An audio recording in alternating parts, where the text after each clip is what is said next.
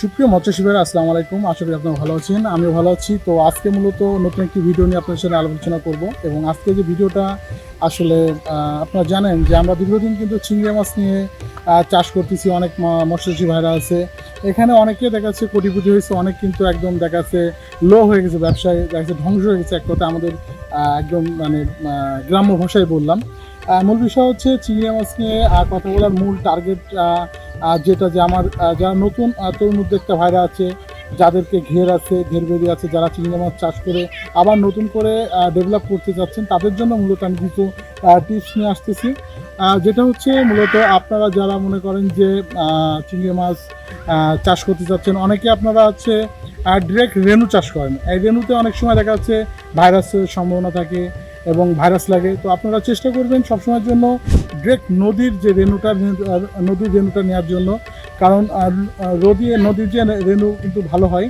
এবং আমরা এখন ধরেন আজকের যে মাছটা আমরা দেখাচ্ছি বা এই মাছটা আমরা কিন্তু ডেলিভারি করতেছি, এটা কিন্তু আছে নদীরই রেনু এবং রেনু থেকে কিন্তু মূলত পিচে রূপান্তরিত হয়েছে এবং এটা 3 ইঞ্চি সাইজের যে পিস মাছ, এটা আমরা বিক্রি করতেছি। এবং আজকের মূলত ভুমরা বর্ডার, আপনারা জানেন বাংলাদেশের ভিতরে একটা বৃহত্তর একটা বর্ডার কিন্তু ভুমরা বর্ডার, এবং সেই ভুমরা বর্ডারে কিন্তু একজন ফিটের যে মূলত মালিক, সেই ফিট মালিক মূলত এই চিংড়ি মাছটা নিচ্ছে। আজকে প্রায় আমরা 15,000 পিস মাছ ডেলিভারি করবো। কিন্তু ওনার সাথে আমার কন্ট্যাক্ট হয়েছিল যে ভাই আমার মেল মাছটা বেশি দিতে হবে। আপনারা জানেন যে চিংড়ি মাছে কিন্তু মদ্দা মাছটা দ্রুত বড় হয় এবং এই মাছটা যদি বাছাই করে কেউ আপনার কোনো খামারি দেয়, তাহলে অবশ্যই আপনি 100% লাভবান হবেন।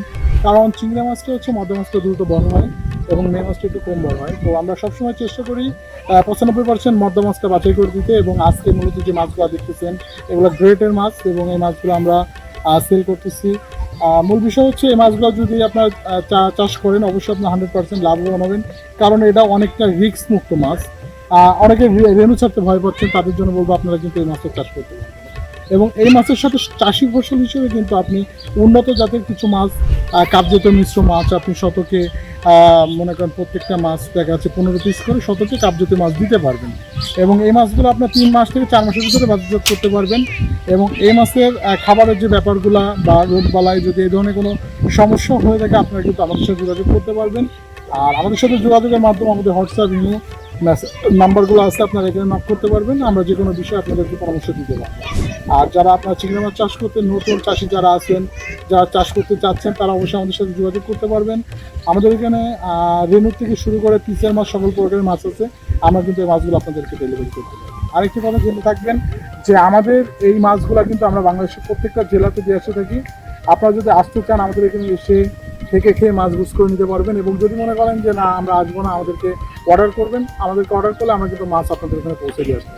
তো সুপ্রিয় শিশুরা, আপনারা জানেন যে আমাদের এই চ্যানেলে একদম মানে পুকুর প্রজেক্ট শুরু থেকে শেষ পর্যন্ত পরামর্শ যদি লাগে আমার সাথে যোগাযোগ করবেন। একটা কথা মাথায় রাখবেন যে আমরা অনেক সময় ব্যস্ততার কারণে হয়তো ফোন রিসিভ করতে পারি না। সেই ক্ষেত্রে অবশ্যই আপনার নাম ঠিকানা লিখে এবং আপনার জায়গা কতটুকু এটা আমাদের হোয়াটসঅ্যাপে অথবা এই মুহূর্তে আপনারা করে দিবেন, টেক্সট করে দিবেন এবং আপনারা একটা ভয়েস করে রাখবেন। আমরা যখন ফ্রি হবো তখন অবশ্যই আপনাদেরকে আমরা নক দিব এবং আপনাদের সাথে আলোচনা করবো। তো শিশুরা, আজকের ভিডিওটা মূলত গলদা চিংড়ি পড়ে আবার কোনো সময় নতুন কোনো ক্যাটফিশ আপনার সামনে হাজির হবো। সেই পর্যন্ত ভালো থাকবেন। আল্লাহ হাফেজ।